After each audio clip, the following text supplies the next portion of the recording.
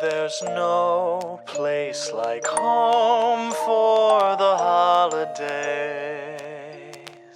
And no matter how far away you roam, if you pine for the sunshine of a friendly gaze, for the holidays you can.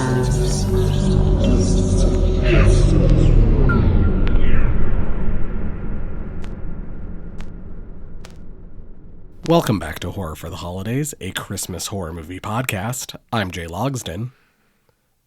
And I'm Jeff Searcy. And this is a post Jay took his kids to Walt Disney World for spring break and came back with some kind of allergy-related, Disney-related sickness episode, so excuse my terrible sounding voice. Jay Logsden went to the filthiest place on earth, aka the happiest place on earth. Oh, Noble's sick too. Oh geez, everyone's sick. Coughing back there. I'm probably going to get sick now and spread it back home to my family. Everyone's going to get it. I actually learned, apparently Disneyland is the happiest place on Earth. Disney World is the most magical place on Earth. Oh, I fucking hate it. That's why. I got chewed out by one of my kids for getting those two mixed up. Well, as we said on the last episode, we're doing... as a follow-up to last year's Maniac Cop for St. Patrick's Day, we're doing Maniac Cop 2, which is a Christmas movie for some reason. Yes, Jay. And it takes place, well, it's not quite sure when it takes place, I don't think, because it seems like it's a direct continuation of the first one, but it also seems like some time must have passed because of the condition of the Maniac Cop. I think like a little bit of time has passed. So in kind of like paying attention, I think there's a line somewhere where the new police lieutenant says something about like, I've had this job for 2 weeks. Well, it's weird because the Maniac Cop's skin and like face and stuff is like he's been in the water for like months. So it's hard to tell, really. Right, but yeah, it's it's right after St. Patrick's Day, so it's time for Christmas. Exactly. So let's set the stage. We'll deck the halls for 1990's Maniac Cop. Again. So had its premiere in L.A. on December 13th, 1990, and then went straight to video. Yes. Do you know why it went straight to video, Jay? I do not. It was actually, New Line Cinema wanted to release it as a theatrical movie, but the direct-to-video company Live Explosion wanted to pay more than New Line was willing to pay to put it in theaters, and so the studio sold it direct-to-video. Big mistakes at studio. Well, at that time, the home video, whole VCR thing was really booming, and so they did actually still make a ton of money on it, but... that was only for the United States, so it premiered theatrically everywhere but the United States. Okay. Yeah, I saw it was like June 13th or something like that in France, and I was like, what? That's so weird. Well, that was actually, June 13th in France was actually because of a film festival that they hold there. Okay. That the director wanted to put it in, which there's a funny story about that. So the film was supposed to be filming at the beginning of 1989, but they ran into a few legal issues because the production company that produced this one is not the same one as the first one. And so they were ironing out some legal rights. And so the director, it's Bill Lustig, right? Yeah, Willem Lustig. He went to a film festival in Paris, and he saw a billboard for the new James Bond movie. And he's like... he had to meet with some investors about Maniac Cop 2, and they're like, so who do you plan on having star in Maniac Cop 2? And he's like, perhaps the star of the brand new James Bond movie. And he's like, yeah, I'm going to get him. And then he goes back home to L.A., and he's like, well, now I definitely have to get him. And let's see if I can pull up his name here. Do you have his name? Robert Davi? Yes, Robert Davi. That's what it was. I couldn't remember it for some reason. Anyway, he was filming a movie called Amazon at the time, and so he was literally in the jungle filming this movie. And so he gets a call from Bill Lustig, and he's like, hey, do you want to do Maniac Cop 2? And he's like, I don't know. I'd love to work with you, but Maniac Cop 2 doesn't sound like something I would really want to do. And he's like, trust me, you'll be the star, and instead of being camped out in the jungle, I got a nice hotel room for you in New York. And he's like, yeah, I guess. And that's how we got the star of the movie, Jay. That's amazing. When you said the star of James Bond, I pictured Pierce Brosnan. No. So now I'm gonna picture like every scene. Well, let me say the bad guy. Okay. Now I'm gonna picture every scene Pierce Brosnan is Detective Sean McKinney. Yes, but apparently he also had to get. He had to convince Robert Zadar to come back and do this because the makeup, apparently, for being the Maniac Cop is terrible, especially when you're under studio lights and you can't eat anything but like a liquid, like protein shake type thing while you have it on. And so he had to promise to fly Robert Zadar and his girlfriend to Hawaii afterwards if he would put up with the makeup again. Oh, that's awesome. Speaking of Robert Zadar, an Iowa connection for Robert Zadar. Apparently, he lived in Dubuque for a while. Oh, cool. And there is like a bar somewhere in like downtown Dubuque, which I mean, downtown Dubuque is more of like a historical district than it's like an actual downtown. But there's like a bar there that has like signed photos of Robert Zadar on the wall. So maybe someday we'll have to take a trip up to Robert Zadar land in Dubuque. Oh, that might be fun. Do you have anything about the whole Claudia Christian controversy? No, I don't have anything about that either. Okay, so originally Bill Lustig did not want her for the movie, but the studio forced him into it. And so he's like, all right, I guess. Because he had already gotten back with the original writer, Larry Cohen, and they'd written their script. And when he pitched it to Robert Davi, he had him expand that part some to make it more enticing for him. And then they're like, okay, well, you have to do Claudia Christian if you want funding. Because they were giving him $4 million, which is a pretty good chunk of money for a movie like this. Right. And so he took her, but see, the thing was, she did not actually want to do the movie. She just really needed a lot of money, so apparently she was incredibly difficult on set. She had her agent measure her trailer, and it was 10 feet smaller than Robert Davi's trailer, and she threw a fit and wouldn't come to set because of that. And she found a million reasons not to work, and one of the reasons this may have been going on is because, all actors, when they sign up for a movie, they have a physical, especially if you're going to be doing physically demanding scenes like her whole being handcuffed to the wheel of the car thing. And so they have to have insurance for the film. So she went and got that physical. What she didn't mention was she was pregnant at the time. Oh, Jesus. So she's 3 months pregnant while they're filming this movie. She does that scene. The next day, just like blood gushes down her leg. She has a miscarriage because of that scene. Oh, Jesus. And she never mentioned it, so they lost the insurance for the movie, obviously, because now they had to file that claim. And so it was a union production, and so they had to keep paying everyone while the production was shut down while she recovered. And eventually they came to an agreement with her lawyer that if she came back and filmed, they wouldn't sue her for all the money she cost them. But that ate about $250,000 of the budget, delaying because she never mentioned she was pregnant. Oh, what a mess. Oh man, this sounds fraught, and it's wild to then kind of a quote I have for a little later on in this that Bill Lustig says. This was a difficult production, I'll say that. But yeah, as you said, Bill Lustig, same director as the original, and as Maniac Cop 3, Badge of Silence, Whoa. Which we'll probably do next year for St. Patty's Day. Might as well. And then also directed the 1980s movie Maniac, which is also a Christmas horror movie, so we will get to that. And I believe this is dedicated to the star of Maniac because he died of a heart attack while they were filming this. Written by Larry Cohen, like you mentioned. Also the original N3 also wrote The Stuff, Maniac, and Uncle Sam Wants You Dead, which is also a Bill Lustig movie. Oh, Michael Lerner is in this movie. The reason he is because he's friends with Robert Davi, and he convinced him to take this role. Okay. Robert Zadar returns as Matt Cordell, our titular Maniac Cop. Bruce Campbell resumes his role as Jack Forrest briefly. And Lorraine Landon once again plays Teresa Mallory for a short amount of time. Yes. I mean, that was a pretty ballsy thing to do. Have the two main characters from the first movie be killed off at the beginning of this one. Right, it's wild. Robert Davi stars as Detective Sean McKinney. Claudia Christian as Susan Riley. Michael Lerner, who plays Mayor Ebert, is Jeff's favorite character, or is in Jeff's favorite Godzilla movie, the 1998 one. Oh God! Where he's he's Robert Ebert in 1998's Godzilla, but he plays Police Commissioner Edward Doyle in this movie. I got my names mixed up. I can't believe you just said that, Jay. Have I ever told you my weird War Games story about Godzilla? No. So I bought a copy of War Games on DVD about a decade ago. And on the back, it lists the actors and then it always does that thing where like it puts a movie they are known for in quotes after their name. So it says, Matthew Broderick and Ali Sheedy. And Ali Sheedy, it's The Breakfast Club, of course, because it's Ali Sheedy.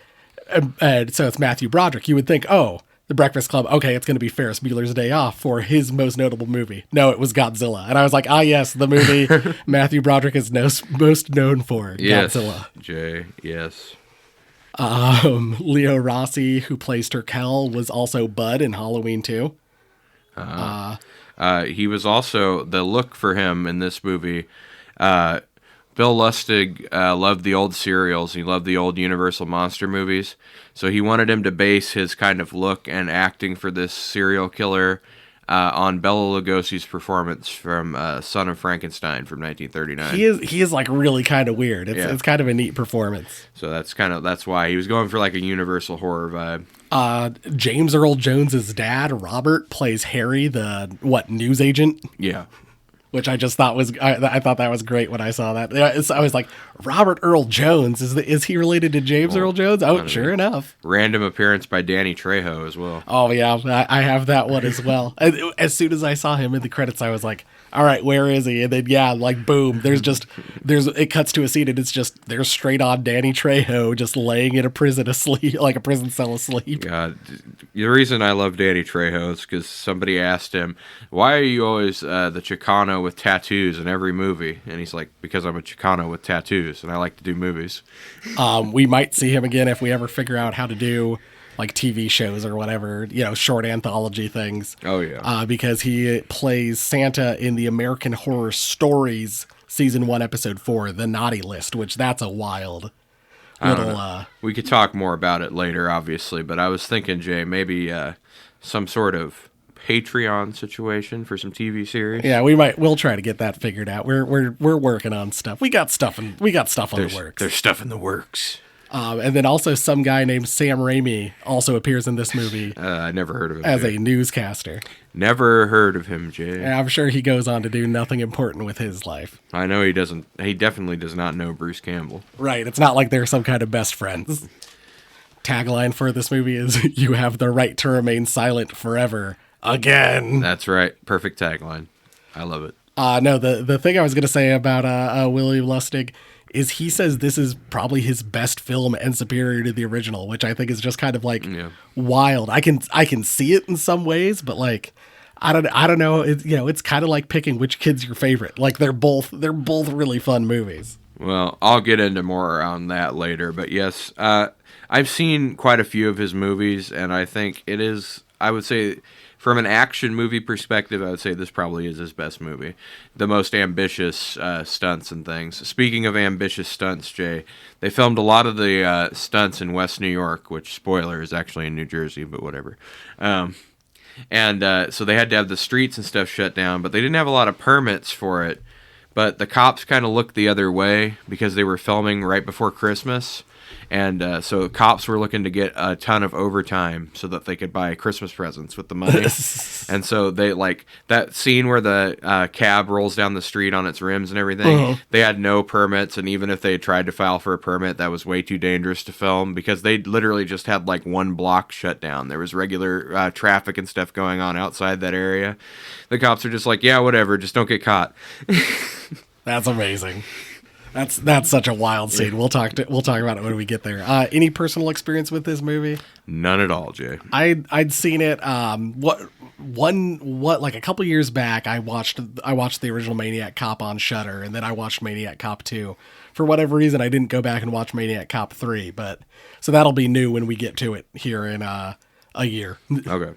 Yeah, so I've seen a review of the franchise as a whole, but I've never sat down and individually watched the movies till we've done it together. As we mentioned, Where to Watch, currently not on Shudder, I believe. I don't know. I think Tubi and which, speaking of Tubi, Jay, those commercial breaks.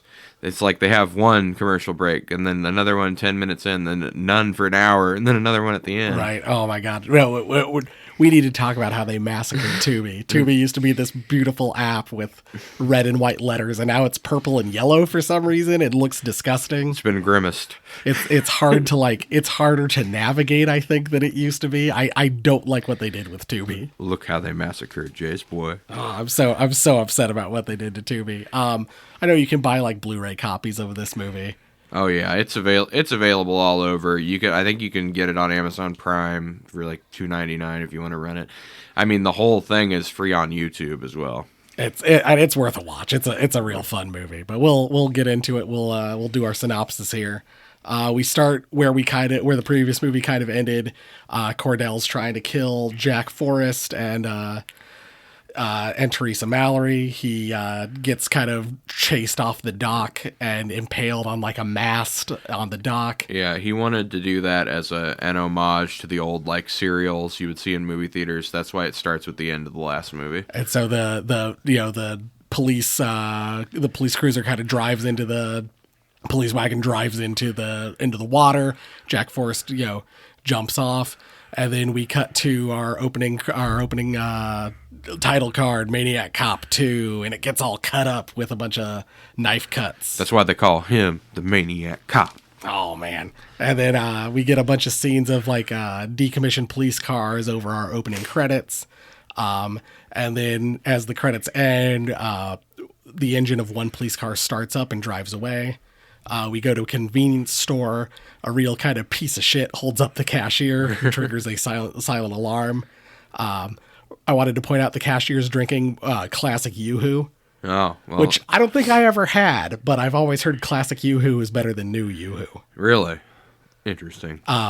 The cops get the notification, like local cops get the notification of the silent alarm. They're just getting food, and then they immediately just toss their like freshly gotten food out the window. Oh yeah, that really pissed me off. So yeah, he comes out with the coffee and everything, and they get their call, and then they throw it right out the window. It's like, just drink your coffee on the way. Yeah, like no big deal, dude. The crook has a gun to the cashier's head when he hears something behind him and turns around at what appears to be a cop who takes the gun from the crook and shoots the cashier with it before handing it back to the crook. The crook runs outside to find the store kind of surrounded by police. He starts yelling, "It wasn't me, it was one of you," before he gets blown away by the cops. Yep. Typical cop move, Jay. Like he's some kind of maniac cop. Two. The next day at the police headquarters, Commissioner Doyle decorates his Christmas tree and tells Jack Forrest and Teresa Mallory that Cordell is dead and continues to cover up the whole Cordell, returning angle. It's like, who, why? That's what I don't understand. It's like everybody knows it's the Maniac Cop. And then he refers them to police psychologist Susan Riley. He mentions, I think, roughly that he's had the job for I think this is where he mentions that he's had the job for 2 weeks. Mm-hmm. So I'd say maybe it's been, at most, maybe it's been a month since the end of the original movie. So you would think that, Jay, but it can't have been because it's Christmas. Oh, but yeah, I just love the jump. Yep. Well, you know what? It's a fun movie, so I'm just going to ignore that. We cut to Susan Riley's office. Jack seems willing to kind of let the whole Cordell thing go, but Teresa seems really convinced and wants to kind of stick with it. We are introduced to Detective Sean McKinney, who shoots a criminal who is trying to escape through a window.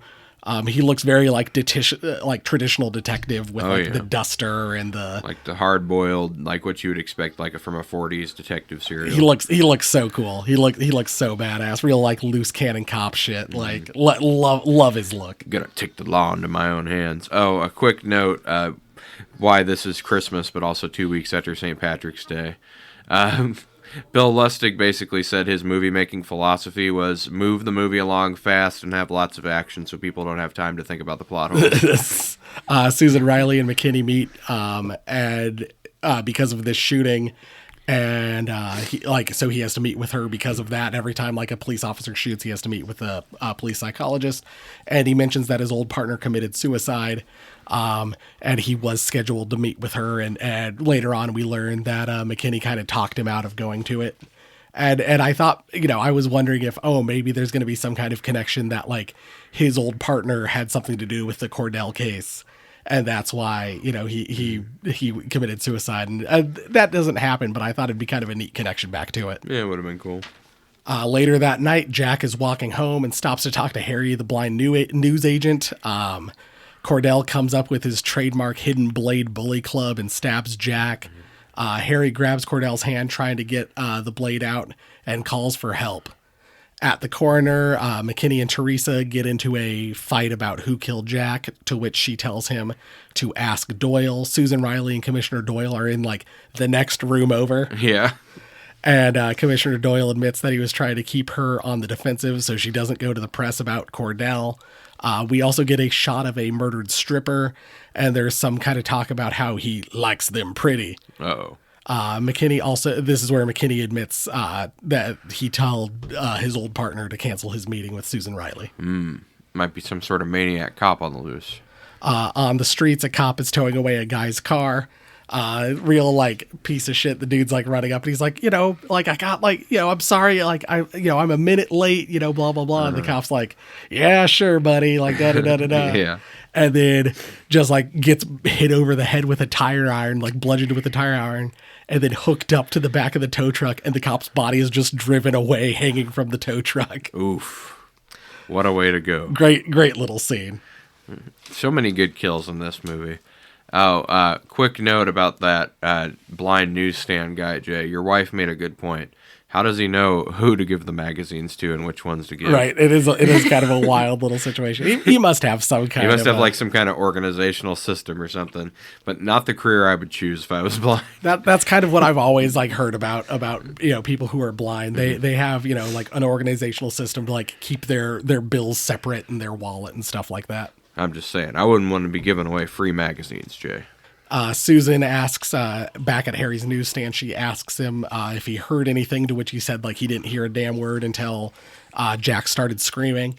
And then he's like, is there anything, did you hear footsteps? Did you touch him? And that's when Harry's like, well, yeah, I did touch him. I tried to get the knife out. And he's like, I haven't felt anything like that since World War II. A grenade went off and took my sight and, killed all the other guys in the foxhole with me. And as like, we all laid there, for dead.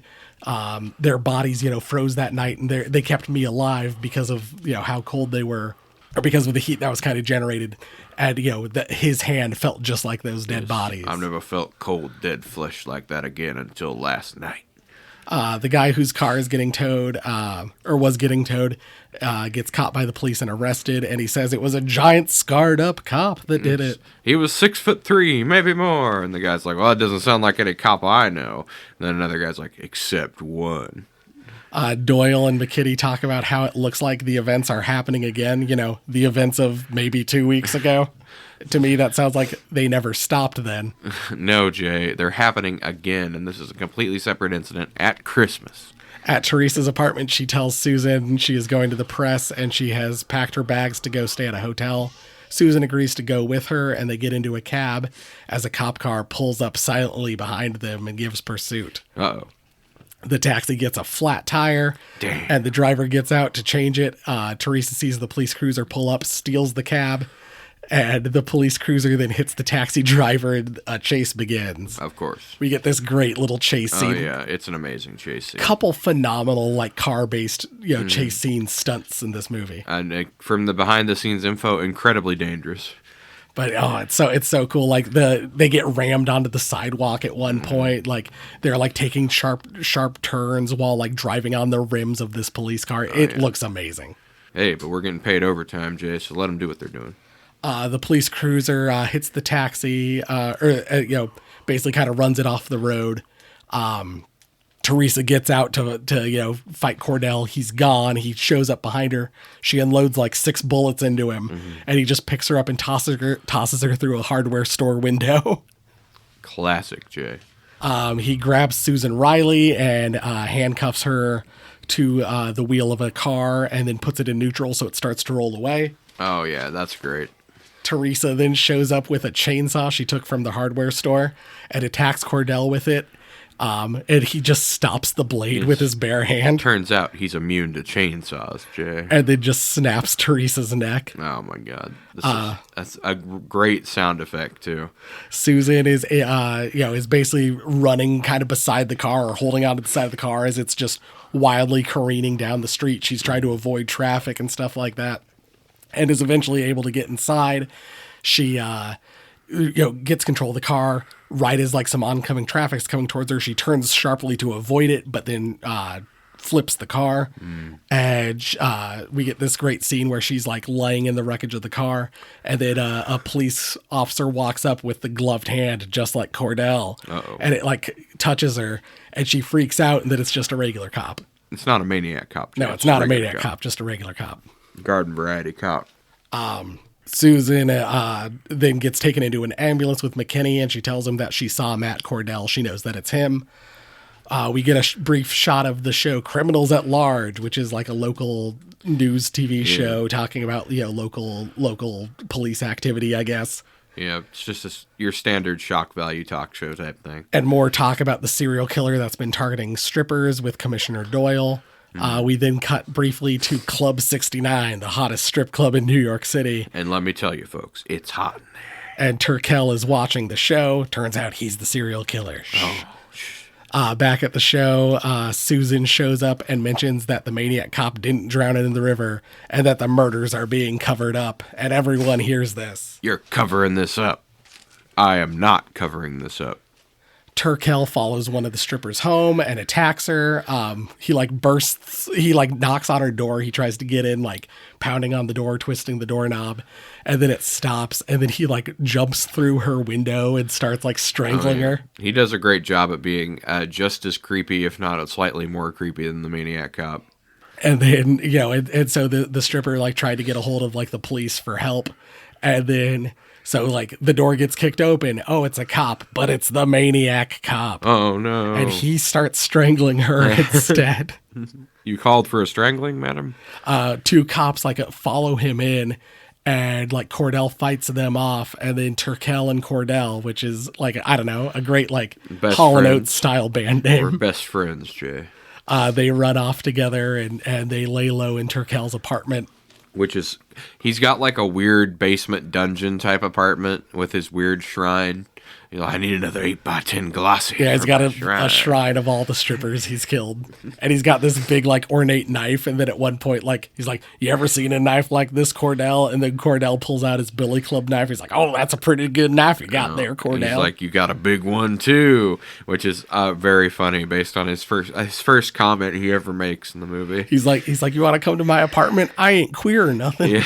And then he's instantly comparing the sizes of their batons back at the apartment. It's such a silly little moment. Oh my god, talk about veiled homoeroticism, Jay. I don't think this can even be qualified as veil.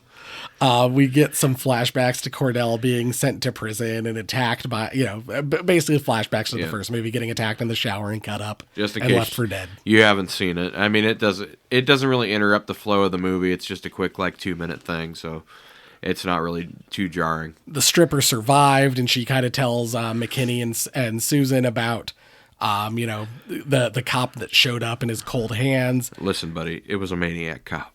And how they escaped together.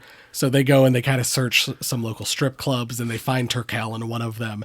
And he goes to kind of escape, and Susan just hits him with the cast on her arm and knocks him out. That's so great. It's such a great little scene. I love that moment where, like, I think even like right beforehand, McKinney says something about like, have you used a gun? And she's like, I haven't used a gun in forever. Yeah. And so then, and I think he's like, you should practice. You should keep one with you. And then she just literally just bam, right with her cast, knocks the dude out. It's kind of a reverse of the Chekhov's gun thing. Yeah. Chekhov's cast. Where we bring up the gun, but instead she uses the cast more effectively than she uses a gun. They lock up Turkel, and Susan goes to kind of practice using a gun. Oh, don't forget, Jay. He's like, my friend's gonna come for me. My best friend shows up. But yeah, Susan's at the shooting range. She leaves. The guy who runs the shooting range is like, you really need to work on your shooting. Your shot pattern's awful. Yeah. You should tell people that your broken arm was your good one. I know, that was a great line. I have that in my quotes. You should tell people that your shooting arm's broken. So she leaves. Some other cops come in. They all start shooting down the shooting range. And then, like, they're all kind of standing there, admiring kind of what they've done. And then shots start ringing out back towards them, killing all the cops in the shooting range. And then we get this great scene of just Cordell emerging from the darkness. Oh, yeah. I love that moment. And then he, like, exits the shooting range. And it's just like blood has covered the entire inside of the shooting range. It's such a neat look.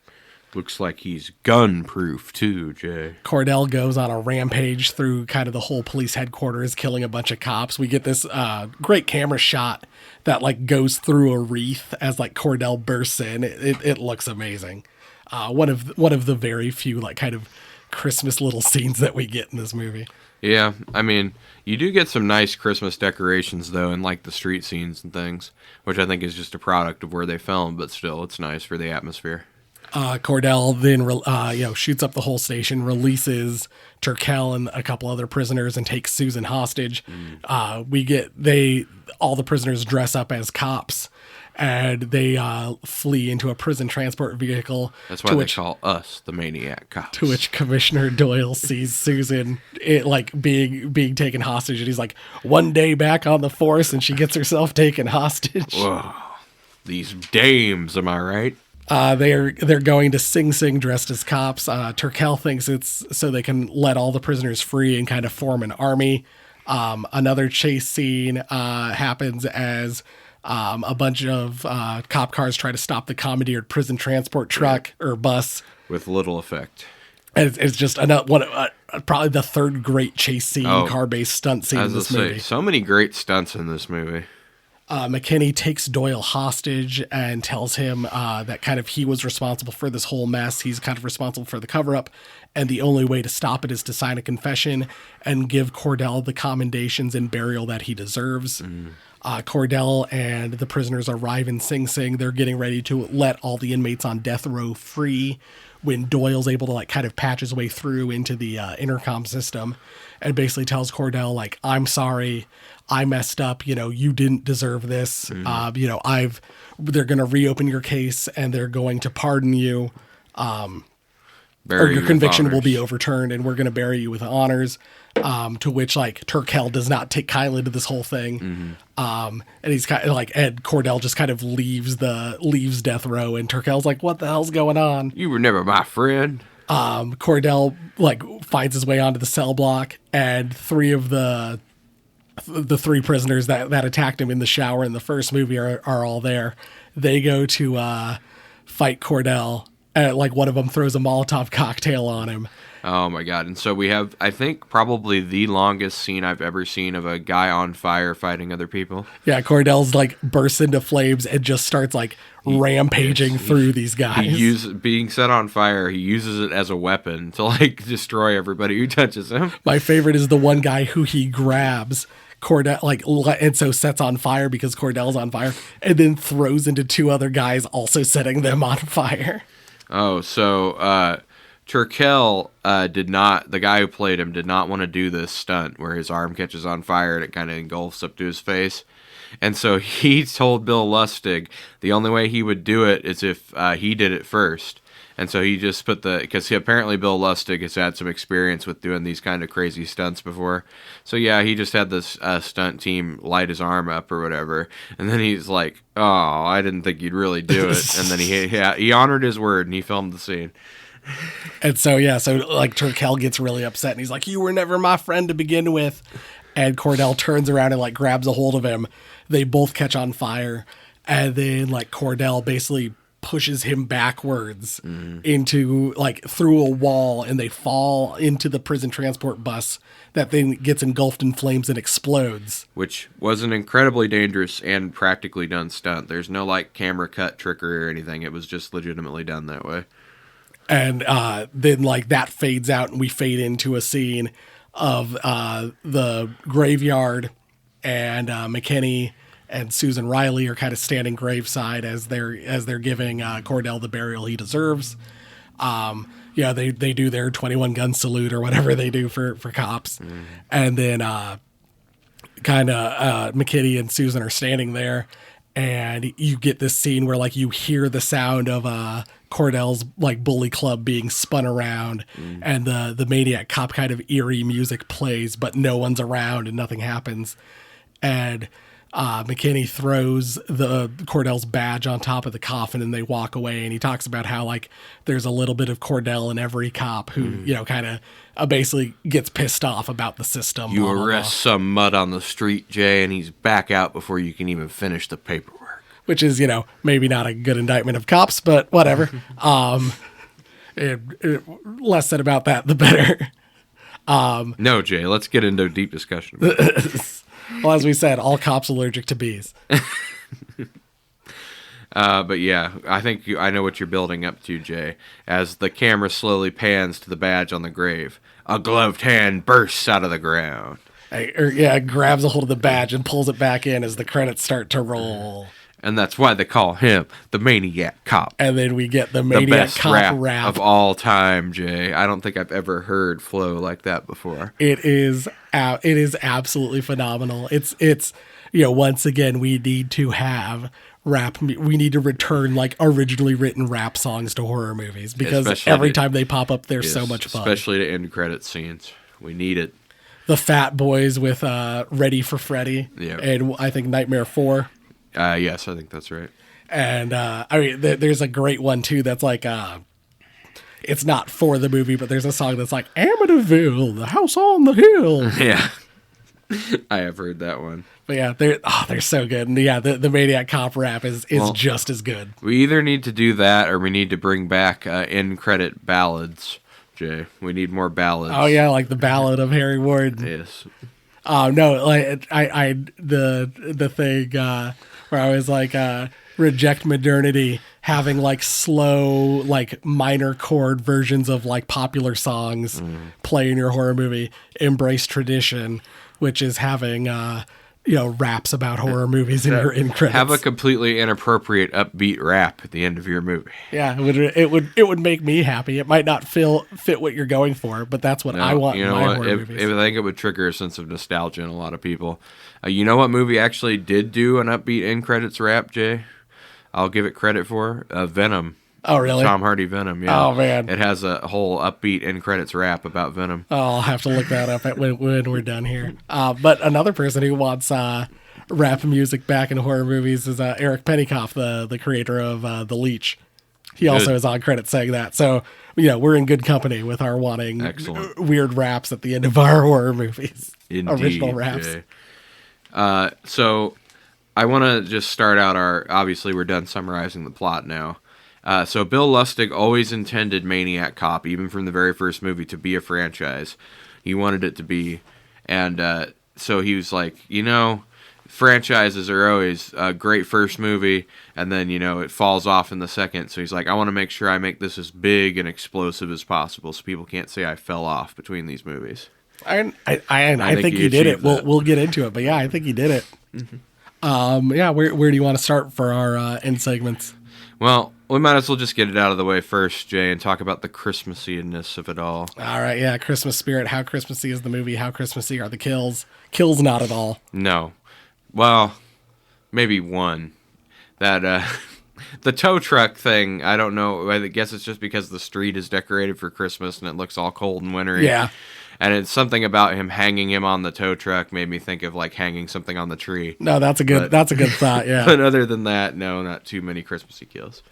But yeah, I kind of agree with that. That one certainly feels the most Christmassy in a movie with no Christmassy kills. Yeah. The movie itself, not really Christmassy either, but there's a lot of decorations on the periphery. Yes.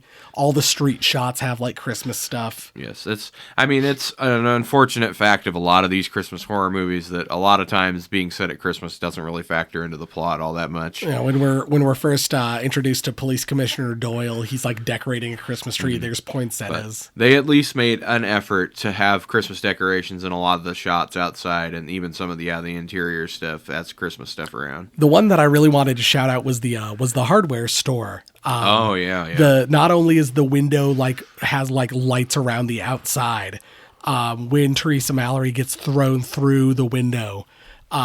When she grabs the chainsaw, it's off of like a stand of like a Bob Vila looking guy who's wearing a Santa hat holding a chainsaw. And it just looks phenomenal. And I just wanted to shout that out because it was such a great little like Christmas moment. I did notice that too. So yeah, I mean, it's not the least Christmassy movie we've ever seen on this list, but it's definitely not winning any prizes for it either. It's certainly more Christmassy than like The American Scream, which was barely Christmassy. I was going to say, yeah. I when we were watching The American Scream, I forgot it was even supposed to be a Christmas movie, and I'm like, are we doing this for like some other holiday? He's like, no, it's a Christmas movie. No, this is supposed to be a Christmas movie. They're going away for Christmas vacation. Not the kind with Chevy Chase. No, not the fun kind. The American Scream kind. Oh man, wow, what do you want to do next? Let's talk about some of our quotes, Jay. All right, let's do quotes. Let me pull mine up here. I'll start out with one of mine from Susan Riley. Shooting Cordell is only good for getting his attention. That is a good one. I mean, that's such a badass line if you're a killer. When we are introduced to Detective McKinney, he shoots that guy who kind of jumped out the window to try to get away. McKinney, are you okay? This police officer. McKinney, never better. The officer, we were covering the front. McKinney, that's why I came around back. The officer, too bad you didn't kill him. McKinney takes a drag from his cigarette. Yeah, so much fucking paperwork. Really just kind of tells you who McKinney is all in that one scene. Yep, pretty much. I had one from Turkel when he's explaining his motivations to Cordell. He's like, I feel like I'm a crusader against the horrors of the world. Another McKinney. I've got a lot of my lines are McKinney lines. I haven't been to confession in 20 years, but if the priests look like you, I'd probably go more often. That's McKinney when he first meets Susan Riley. I got a Teresa Mallory quote. You can't kill the dead. I just thought it was fun. I got a Teresa Mallory quote as well. You ever seen one of these? She shows the taxi driver her badge. Yeah, I've seen plenty of them, and it usually means I ain't getting a tip. Yeah, that was a good one. And then later on, that same taxi driver, I knew it. I should have never let cops into my cab. I mean, he's right. He shouldn't have. When Turkel's locked up in jail and Cordell's starting to break his way through the jail and start killing all the cops, he's like, it must be visiting hours because my friend is back. That's such a great... That line's even in the trailer. It's such a great line. I'm out of quotes. So if you have any others. No, I just had a one from that Sean McKinney scene for the beginning where he responds the never better thing. And they're like, what happened? And I shot him before he could shoot me. But yes, typical 40s hard-boiled detective style. He's so cool. He plays it so well. No, that's all I got. All right, well, moving on, let's do Christmas sweater. I mean, there's no point in dancing around it. We've said it multiple times. Sean McKinney is the coolest looking dude in this whole movie. He looks so fucking cool. Robert Davi looks amazing in this movie. I mean, and Robert Z'Dar and the Maniac Cop, they definitely gave him a unique look.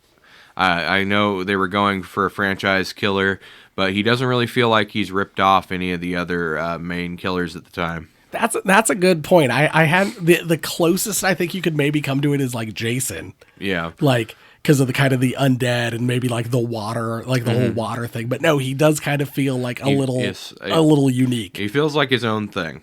We'll give him that. No, I hadn't even thought about that. That's an excellent point. Because, I mean, this is 1990, filmed in 89, so the horror market has been saturated to death at this point with slashers and stuff. And this movie just it feels like it has its own unique feel, and I think part of that is because Cordell just feels like a cool reinterpretation of he's a little bit Michael Myers, he's a little bit Jason, I mean, he's a little bit Freddy with the ruined up face, but he feels like his own thing. We've mentioned it multiple times. All the chase scenes, my God, regardless of how dangerous they were, so many look so cool. So many amazing stunts, and this is all practical. There's no CGI or anything. No, it all looks so good. The only thing that's the only part of the whole thing that's really silly is when Cordell takes Kurt Turkel and they rams him through the wall. Oh yeah, like that's the only thing that kind of makes you go like, really? That reminded me of you remember the old Incredible Hulk show with Lou Ferrigno? Yes, that was like something that would happen on that show a lot. No, absolutely, no. That's kind of the same vibe I got. Like that's the only real part that just kind of makes you go, okay, that's a little silly, but the rest all looks so good. It's just it's great. I mean, shout outs to all the stunt performers and everybody setting up these stunts. It was great to watch. And probably they'll never do anything like that again because it was so insanely dangerous. But at the time, they were like, hey, we can get away with it. We're doing it. Moving on, Broken Bulb, Brilliant Bulb, one thing you want to fix, one thing you want to praise. Do you want to go first or should I? Sure, I can go first. Okay. One thing I would fix, I would say drop the whole mystery aspect. From at least, I mean, you could leave it a mystery for the public, but don't leave it a mystery for the police. Just have the police commissioner, quietly be like, yeah, this is definitely Cordell. He's the only one who could be doing this. We got to figure out a way to stop him or something like that. Because it seems like after the beginning of the movie, it gets ridiculous to the point where he continues to try to deny that it's anybody but Cordell based on what's happening. No, Jeff, I agree with you. I agree with you there. That's one that I was certainly thinking about. Is like, we all know. Yeah, just have him quietly admit it in private. Mm-hmm. Just like to the detectives investigating or whatever. Just to Sean McKinney. Just be like, yeah, this is definitely Cordell. We got to figure out a way to stop him. But no, I think it's like up until the last 20 minutes, he refuses to admit it's Cordell. He will not admit it. And it's like, we all know it's the Maniac cop. Yeah, you need to stop with this charade. We're all aware that it's the Maniac cop. Yes. My broken bulb is Cordell's makeup. We kind of finally see the whole mask. I think he looks like a little silly. Like I don't know what it is. It just looks a little silly to me.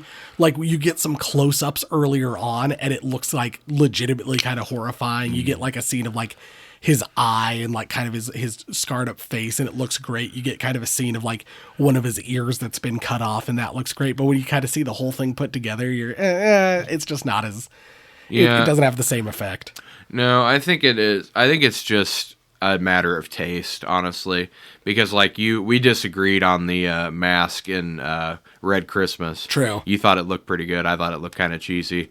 I think it's just, I don't know. I don't find it to be like off-puttingly bad or anything, but I agree. It's better it's almost always better when they leave these slashers like in the shadows. No, and that's kind of what that's kind of what I was thinking. I was like, I could see people liking it. It's for my personal taste, I was not as big a fan of that whole look. Yeah, but it's still it's a small little thing. Well, to I mean nitpick. that's basically mine was a nitpick too. And I mean, and that's kind of why we have it. Is like we want to find a reason to praise a bad movie, and we want a reason to like there's always something a good movie can do better. Yeah, you can always improve. So moving on to Brilliant Bulb, I'll do my praise real fast. I really like, we already kind of mentioned it, I really like how they seamlessly transition from killing off the main characters of the first movie, and you don't even really realize it, and now there's two new main characters, and you're just fine with it. Like it's so seamless, the transition from Jack Forrest and Teresa Mallory getting killed, and so now you're just like, oh, it's Sean McKinney and Susan Riley, and you don't even realize it till the movie's done, and you're like, oh, Bruce Campbell was in that movie for 10 minutes, like Teresa Mallory was in that movie for 30 minutes, and you don't even it doesn't even faze you. No, I completely agree. It's a seamless transition, and I applaud Bill Lustig for having the balls to actually go through with it and to cut those actors out at the beginning. Because people are going into it expecting it to be Bruce Campbell, the hero, again. Right. And yeah, just to have it dramatically happen. And and maybe if we had seen it in theaters, we couldn't see it in theaters, but maybe if we'd seen it at the time, we might have felt a little different about it. But I don't know. Honestly, it's just they let such a cool character take over with Sean McKinney that's like you honestly don't really miss Jack. No, absolutely, and that was the thing, was that Jack Forrest was it's Bruce Campbell, he's great, and he was kind of a piece of shit in that first movie. Oh yeah, I know he's I don't want to say hero, I'd say he's the protagonist. Yeah, where Sean McKinney's like kind of like a badass, like cool hero cop kind of guy. He's like what you would expect a police, like the police detective from TV. He's what you want a police detective to be. Yeah, when you're playing like cops and robbers as a kid, you want to be like a Sean McKinney Johnny type cop. Like that's the kind of cool guy he is. You don't want to be a real detective who sits at his desk and does paperwork all day. No. So was that your brilliant bulb as well? No, my brilliant bulb was thank you to Bill Lustig and the people who made this movie for actually giving us what was promised. So many of these movies, I'm looking at you, Trapped Alive, The American Scream, and a million others I could mention. You don't really get what is promised in the movie, but you get a ton of Maniac Cop in this Maniac Cop. You get to see him a lot. You get to see him do a lot of stuff. I mean, it's very rare that like 10 minutes goes by without checking in on the Maniac Cop and what he's doing. And it's like, thank you for delivering on what you promised.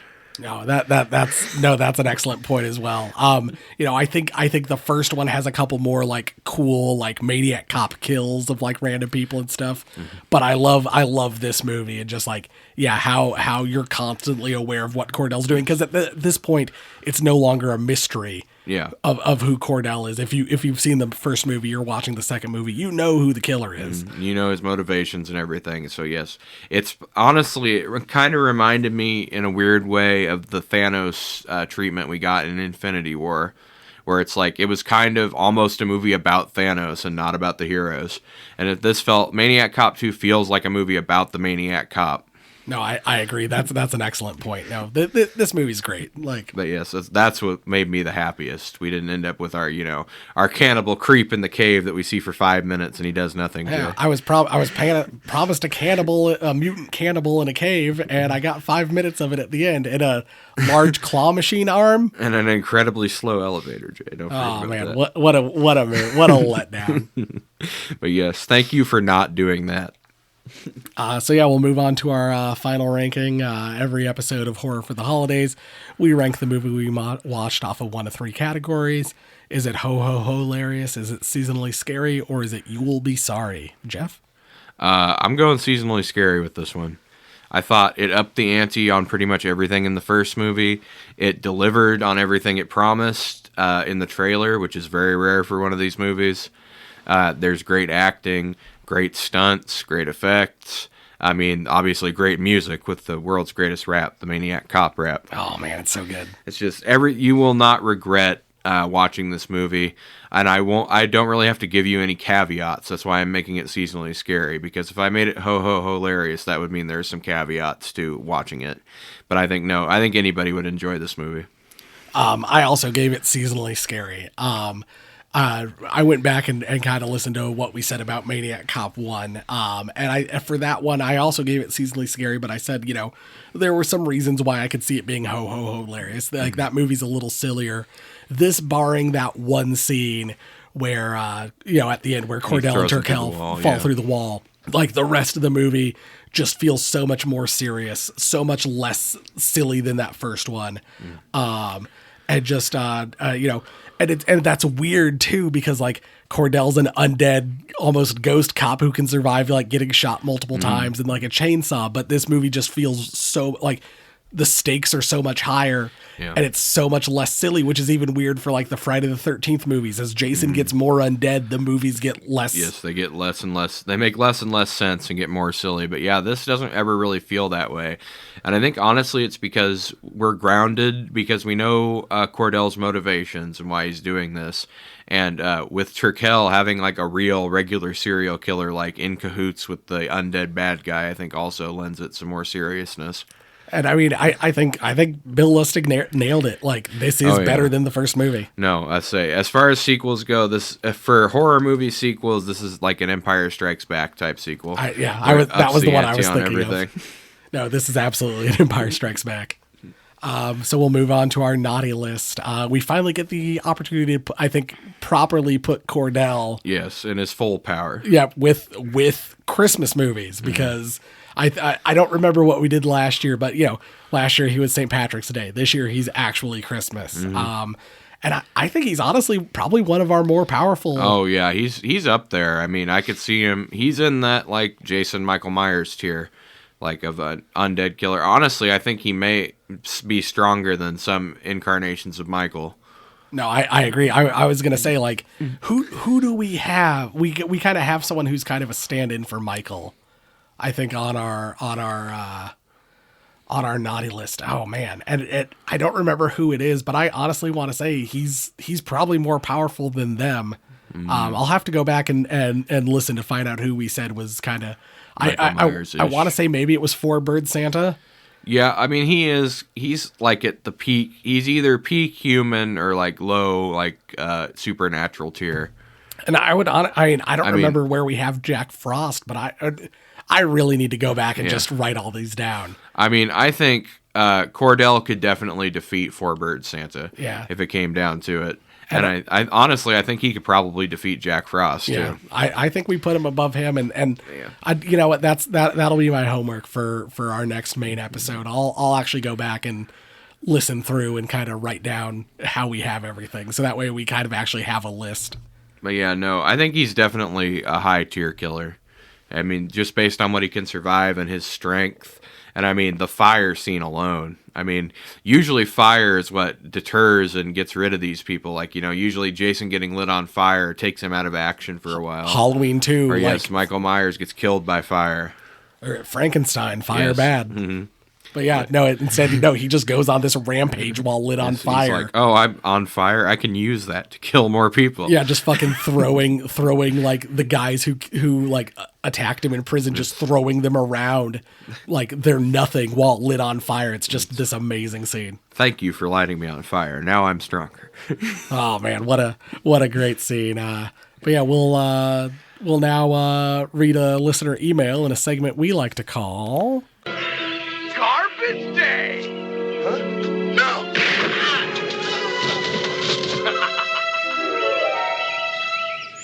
All right, this email comes to us from Nathan H. Hey guys, what are your thoughts on True Detective Season 4? Have you seen it? I think it's probably the closest we will get to a full-on Christmas TV horror show. Are there any other Christmas TV horror shows that you can think of? I have not seen True Detective Season 4, but I have heard a lot of great things about it, so I will probably check it out. Have you seen any of the True Detectives? I've seen Seasons 1 and 2. I've heard Season 1's phenomenal. Season 1 is great. Season 2 was not great. I've heard Season 3 picks it up. It's a lot better than Season 2, and yes, I've heard great things about Season 4. Season 4 is the first one I've actually watched because I heard people saying it's like the thing set at Christmas time. And while like by the end it didn't really live up to that promise, like I thought it was a lot of fun. I thought the ending was great. I'm not going to spoil the whole thing because like there is some mystery and there is some kind of supernatural elements even left at the end, kind of after everything is said and done.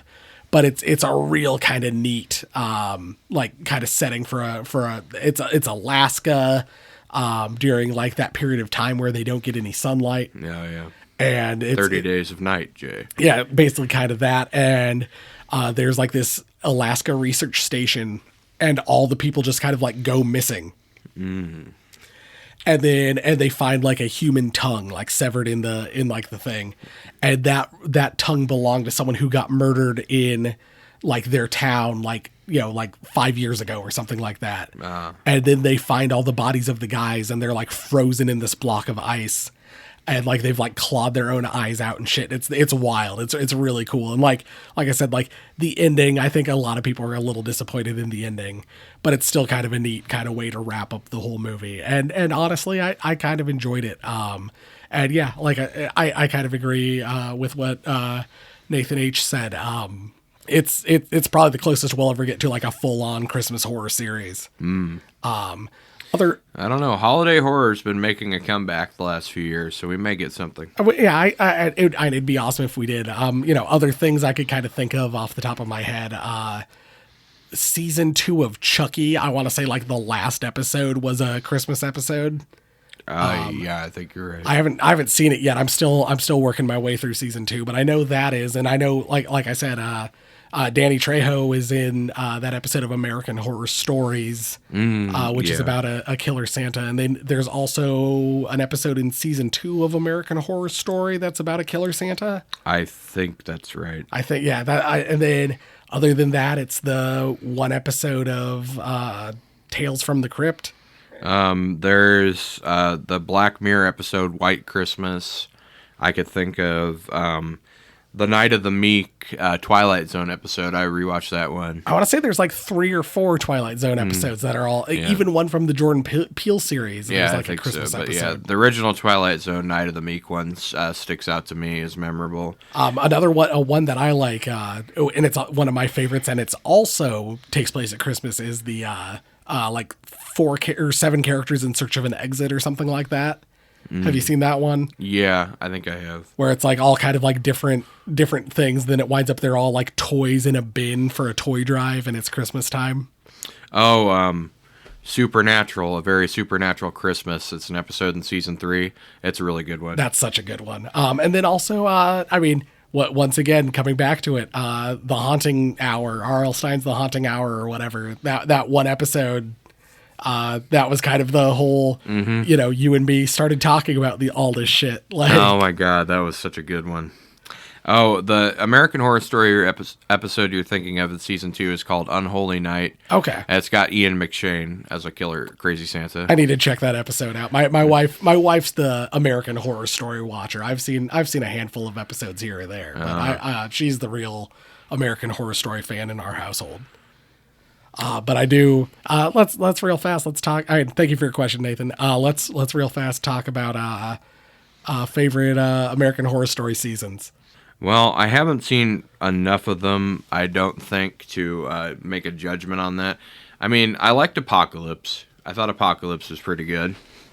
I have seen that one. Probably my favorite was Roanoke. Oh, okay. The one that was that one, it was shot like a Is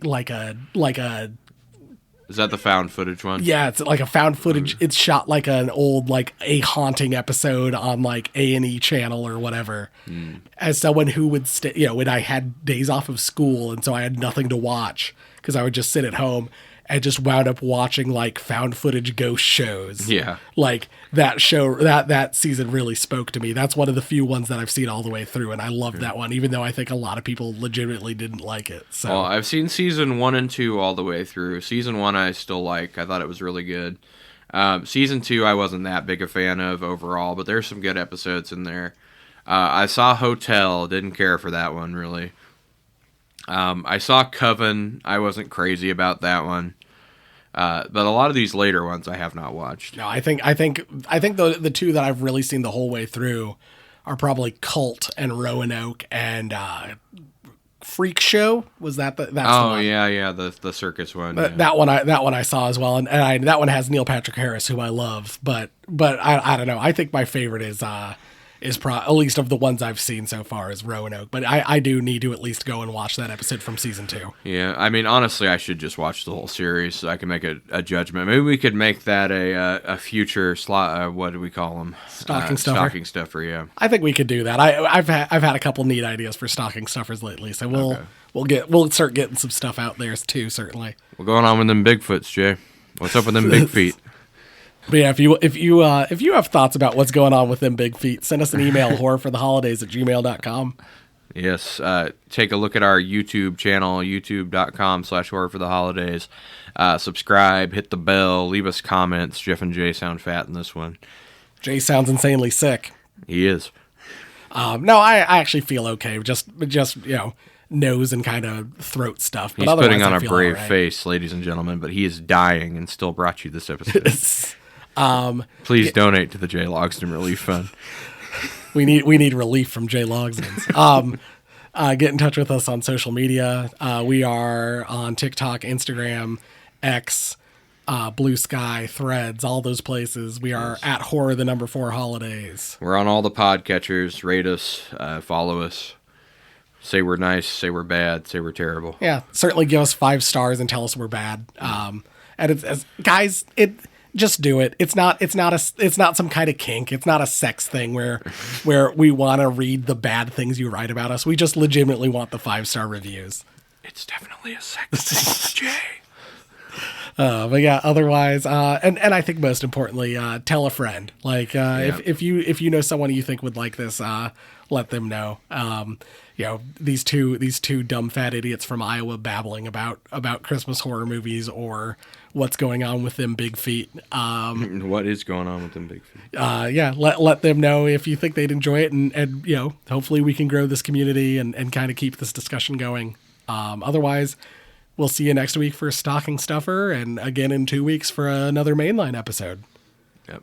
Thanks for listening. Goodbye. Bye.